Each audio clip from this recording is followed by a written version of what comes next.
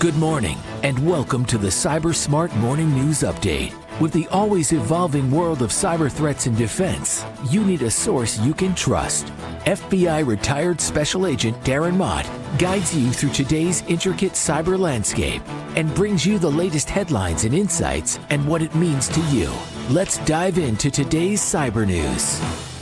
Good morning, friends. It is Friday, May 3rd, 2024. Welcome to the weekend. This is the Cyber Smart Morning News Update. I'm your host, retired FBI Supervisor Special Agent Darren Mott. As it's Friday, that means it's Op-Ed Friday. And for this particular op-ed, I want to focus on a success within law enforcement and the legal system here in the U.S. As our evil affiliate was sentenced for a role in the Kaseya ransomware attack in 2021. So I want to talk about that just from a perspective of how hard these cases are to get over the finish line, and how much work had to go into this to kind of give an insight into, why it's so hard for law enforcement to be successful with cyber cases. And in this case, they got someone sentenced, which is fantastic. But I mean, a lot of other people went away free too. But again, not the fault of law enforcement. They can only do what they can do. But let's kind of give you the background to this as far as what we're talking about here. And this is from the U.S. Attorney's Office for the Northern District of Texas. Sobanokibi, our evil affiliate, sentenced for role in $700 million ransomware scheme. A Ukrainian national was sentenced today, which was May 1st, to 13 years and 7 months in prison in order to pay over $16 million in restitution for his role in conducting more than 2,500 ransomware attacks and demanding over $700 million in ransomware payments. Quote, as the sentencing shows, the Justice Department is working with our international partners and using all tools at our disposal to identify cyber criminals, capture their illicit profits, and hold them accountable for their crimes, said Attorney General Merrick Garland. Quote, deploying the Our Evil ransomware variant, the defendant reached out across the globe to demand hundreds of millions of dollars from U.S. victims, said Deputy Attorney General Lisa Monaco.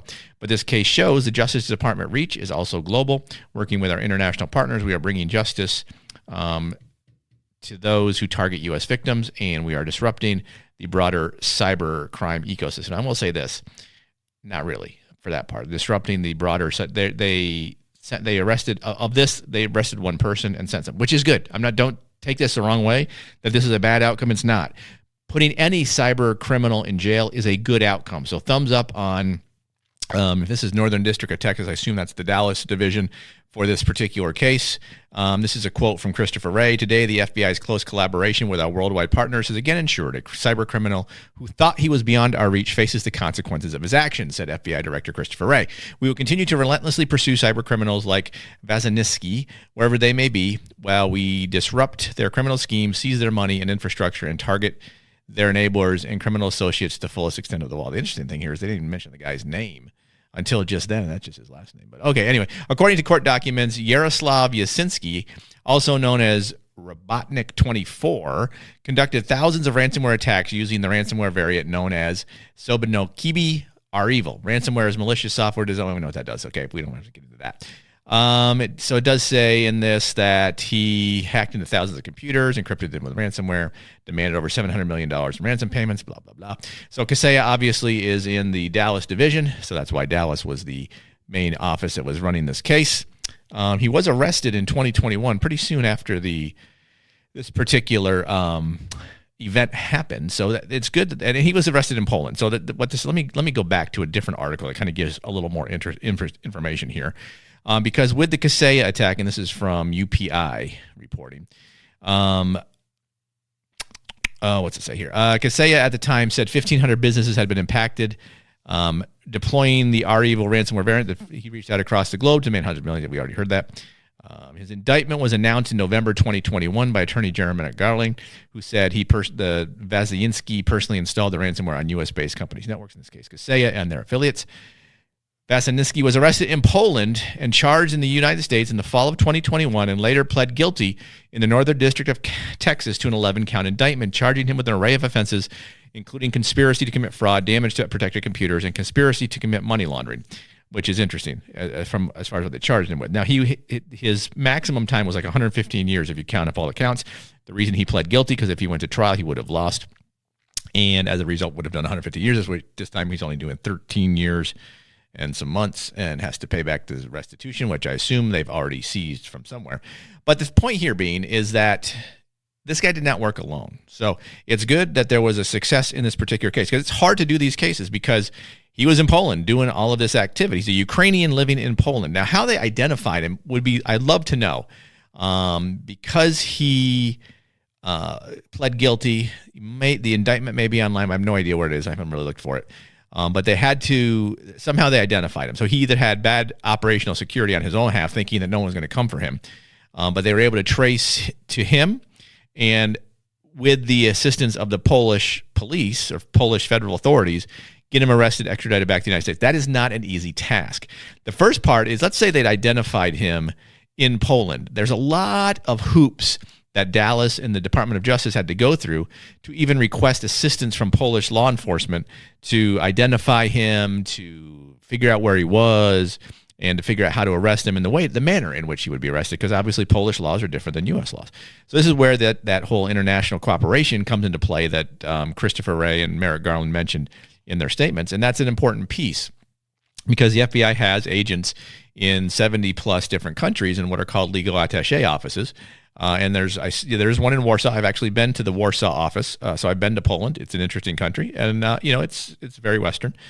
And so the good thing there is that there's a relationship between the Polish law enforcement, the FBI, and the U.S., which makes it easy to say, okay, we've identified this guy, and we need to arrest him. And so they were able to do that. If this guy is a Ukrainian and he was in Russia, which a lot of Ukrainians live in Russia, or if he was in Crimea, never would have been arrested. Now, REvil is a Russian ransomware group. This guy was the only one arrested, charged, and sentenced because he was stupid enough to live in Poland. Now, actually, stupid enough on his behalf, but good for us that he was that stupid to live in an extraditable country that we could get our hands on him. But there's plenty of REvil folks that are continued to live the high life in Russia, if you can live the high life in Russia, right? But they have millions of dollars of ransomware money that they can use to support their lifestyle. So, when this case happened, there was a lot of background investigation that the FBI had to go through to do forensics on the computers, to find the ransomware variant, to read the code, to figure out who installed it, to identify how they got in, where they got in, and backtrace it ultimately to Poland. Ideally, and I don't know if this is the case, but my guess, and I'm way guessing here, is that they have a source with it. They had a source within REvil, which is why REvil no longer exists. They broke up and then became Black Cat, I think. They're Alpha V Black Cat, if I'm not mistaken, but don't quote me. Don't hold me to that to be right. I'm kind of winging that one off the top of my head. But assuming they had a source within the organization, they were able then to identify this guy, which seems to make sense, because this particular ransomware occurred in 2021, and they'd identified him by November of 2021. So, which is good. Now, hopefully, when they identified him, they kind of kept the indictment at the time sealed, so that, because if it announced it, he would have moved out of Poland to somewhere where he wouldn't be extradited. So, and keep in mind that all of this occurs. I mean, the FBI can only go so far. You can only do so much stuff in the U.S. And when you get to Poland, you have to go request assistance from Poland with what are called MLATs, mutual legal assistance treaties. I think I have that right. Mutual Legal Assistance Treaty. I'm pretty sure that's what MLAT. It's been a while since I've drafted one. So, mutual legal assistance treaties. And those only occur between the U.S. and countries where there is this kind of treaty. If we sent an MLAT to Russia, they would laugh and not do anything. Same thing with China, Iran. All of our, not so favorable countries would do those things. But I make all this point to say this is why it's so hard in the cyber world to get these kind of convictions, and where you have to applaud and recognize the individuals that get these successes. Now, these successes are becoming more regular, at least, simply because there's more an understanding globally of the scourge that is cybercrime, and there's more countries willing to work with the U.S. and the U.K. and the Five Eyes partners and all of our allies to find these guys, arrest them, and bring them to justice. It doesn't happen as often as anyone would like, especially with like the romance scam stuff and all those things. But at least in this case, it's a success, and we should applaud the success, especially because of the amount of time I'm sure was put in to identifying this guy, getting assistance from Polish law enforcement, getting him arrested, getting him extradited back to the United States, and then getting him finally sentenced 3 years later. So he was indicted in 2021, arrested later that year in the fall, pled guilty and had just got sentenced. And that, again, goes to show the problem with the justice system is justice is slow. I mean, now, if you watch the news, you may argue that it seems to be pretty fast in other things, but that's neither here nor there. But things like this, it's slow, right? Because people don't understand cyber. The judges don't understand cyber a whole lot. The prosecutors may have a problem with it. Defense attorneys certainly don't. So there's a lot of learning that has to go on during the process. And so at least at this place, 13 years is a good result for this case. And I applaud the Dallas Division for doing that. I applaud the Northern District of Texas for doing it. I applaud the DOJ for following through on it. And so that's kind of what I wanted to talk about is how complicated it is to get these things to fruition. But thank goodness there are people that will stick with it and stick it out and drive these cases to a conclusion. So there is some justice for the victims that suffered from these ransomware attacks. But there's dozens, if not hundreds, if not thousands of others out there that are still getting away with it, that we need to support these organizations that continue to look for, identify, and bring to justice where they can these individuals that continue to victimize not just companies in the U.S., but individuals, seniors, kids, all that kind of stuff. So thank God for the guys wearing the blue raid jackets and carrying the guns. I'm proud to be a former member of that particular fraternity. With that, I'm going to let you enjoy the rest of your weekend. I hope it is safe. I hope it is fun.